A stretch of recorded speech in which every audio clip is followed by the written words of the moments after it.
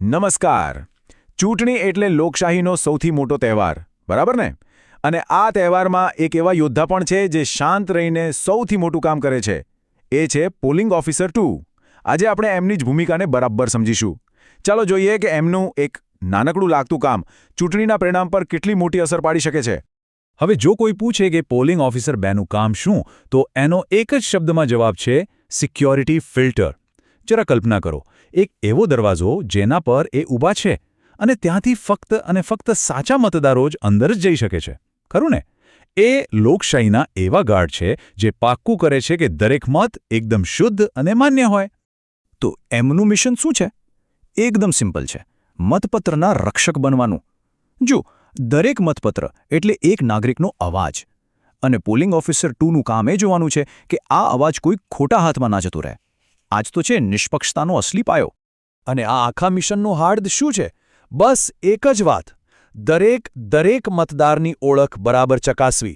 આ જે પથ્થર છે જેના પર આખી ચૂંટણીની ઇમારત ઊભી છે, આમાં સહેજ પણ ચૂક ચાલે એમ નથી. સારું, તો હવે વાત કરીએ કે આ જવાબદારી નિભાવવી કઈ રીતે. એકદમ પાયલટ જેવું છે. જેમ પાયલટ ફ્લાઇટ પહેલાં પ્રી ફ્લાઇટ ચેક કરે ને, બસ એમ જ પોલિંગ ઓફિસરે પણ મતદાન શરૂ થાય એ પહેલાં એકદમ રેડી રહેવું પડે. આ તૈયારી જ આખા દિવસને સફળ બનાવશે. તો મતદાન શરૂ થાય એ પહેલાં 4 મુખ્ય વસ્તુઓ તૈયાર હોવી જોઈએ. પહેલું, અધિકૃત મતદાર યાદી.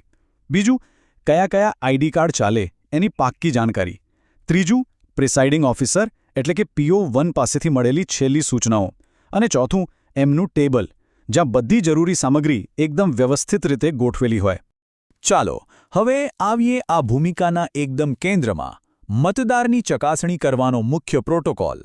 આ એવા સ્ટેપ્સ છે જેનું પાલન કરવું એ ખાલી નિયમ નથી, પણ એક પવિત્ર ફરજ છે. આખી પ્રક્રિયાને આપણે 6 એકદમ સરળ પણ ખૂબ જ મહત્વના પગલાંમાં સમજીએ. પહેલું, મતદારને આવકારવા. બીજું, એમની ઓળખ કરવી.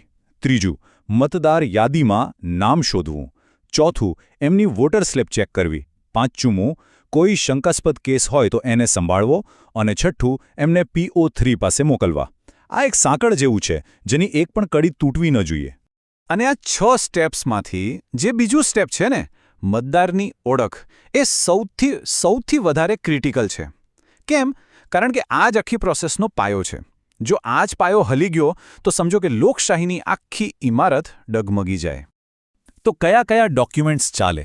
જો ઈ-પિક એટલે કે આપણું વોટર આઈડી કાર્ડ, આધાર કાર્ડ, પાસપોર્ટ, ડ્રાઇવિંગ લાઇસન્સ કે પછી સરકાર માન્ય કોઈ પણ ફોટો આઈડી. પણ અહીં કામ ખાલી ડોક્યુમેન્ટ જોવાનું નથી, એને વાંચવાનું છે. શું એ અસલી લાગે છે? ક્યાંય છેડછાડ તો નથી ને? અહીંયા એકદમ બાજ જેવી નજર રાખવી પડે. અહીંયા વેરિફિકેશન 2 લેવલ પર થાય છે. આ બહુ સમજવા જેવું છે. પહેલું, ડોક્યુમેન્ટ ચેક કરો, નામ બરાબર છે, ફોટો ક્લિયર છે. અને બીજું, વ્યક્તિને ચેક કરો, શું આઈડી પરનો ફોટો અને સામે જે વ્યક્તિ ઊભી છે એ બંને એક જ છે? આ 2 તાળા છે, બંને ખુલે પછી જ આગળ જવાય. એકવાર આઈડી ચેક થઈ જાય પછીનું કામ છે ક્રોસ ચેક કરવાનું. અધિકૃત મતદાર યાદીમાં એ મતદારનું નામ અને એમનો સિરિયલ નંબર શોધવાનો અને પછી એને એમની મતદાર સ્લીપ સાથે સરખાવવાનો. આ ડબલ ચેકથી કોઈ ભૂલની ગુંજાઈશ જ નથી રહેતી. પણ માની લો કે ક્યારેક વિગતો મેચ ન થાય તો? તો શું? ગભરાવાની બિલકુલ જરૂર નથી. આવી સિચ્યુએશન્સ તો આવવાની જ. એને પ્રોબ્લેમ નહીં પણ એક ચેલેન્જ તરીકે જોવાની. અહીં જ તો મળેલી તાલીમ અને પ્રોટોકોલ કામે લાગશે. અને જો જરા પણ શંકા જાય, જેમ કે ફોટો મેચ નથી થતો કે નામોમાં કંઈક ગડબડ છે અથવા એવું લાગે કે આ કોઈ ડુપ્લિકેટ મતદાર છે, તો બસ એક ગોલ્ડન રૂલ યાદ રાખવાનો: દલીલ નહીં કરવાની. તરત જ અને એકદમ શાંતિથી આ વાત પ્રિસાઇડિંગ ઓફિસર એટલે કે PO1ને જણાવવાની. છેલ્લો નિર્ણય એ જ લેશે. હવે એક ખાસ ટર્મ સમજીએ: ચેલેન્જ્ડ વોટ. આ શું છે? જ્યારે કોઈ પોલિંગ એજન્ટ કોઈ મતદારની ઓળખ સામે સવાલ ઉઠાવે એને ચેલેન્જ્ડ વોટ કહેવાય. આ કિસ્સામાં પણ PO2નું કામ ખાલી પ્રાથમિક માહિતી PO1ને આપવાનું છે. ફાઇનલ ડિસિઝન તો એ જ લેશે. તો જુઓ, આ કામ ખાલી નિયમોનું પાલન કરવાનું જ નથી. આ તો પ્રોફેશનલિઝમ, નિષ્પક્ષતા અને ટીમવર્કની પણ પરીક્ષા છે. અહીં કોઈ એકલું નથી હોતું, બધા એક ટીમનો હિસ્સો છે. આખી સિસ્ટમ એકદમ સેટ હોય છે. PO1 એટલે કે કંટ્રોલ ત્યાંથી મતદાર PO2 પાસે આવે છે, એટલે કે વેરિફિકેશન માટે. અને ત્યાંથી PO3 પાસે જાય છે, જે શાહી લગાવે છે અને સહી લે છે. આ આખી ચેનમાં PO2 એકદમ વચ્ચેની અને સૌથી મજબૂત કડી છે. જો એ કડી નબળી પડે તો આખી સિસ્ટમ ખોરવાઈ શકે. તો શું કરવું અને શું બિલકુલ ન કરવું? એકદમ સીધું છે. મતદારો સાથે હંમેશા નમ્ર અને મદદરૂપ રહેવાનું. સખત રીતે નિષ્પક્ષ રહેવાનું. કોઈ પણ રાજકીય ઝુકાવ નહીં. દરેક મતદારની ચકાસણી કરવાની. કોઈને પણ ચેક કર્યા વગર આગળ જવા દેવાનું નહીં. અને હંમેશા સાચી માહિતી આપવાની. આ એક લક્ષ્મણ રેખા છે જેને ક્યારેય પાર નથી કરવાની. તો આટલી બધી મહેનત શા માટે? આટલી સાવચેતીનું શું મહત્વ? જુઓ, આ ખાલી એક ડ્યુટી નથી. આનો સીધો સંબંધ આપણી લોકશાહીના આરોગ્ય સાથે છે. એમ કહી શકાય કે આ કામ લોકશાહીની નાડી તપાસવા જેવું છે. આ ભૂમિકાનો પ્રભાવ કેટલો મોટો છે એ અહીંયા દેખાય છે.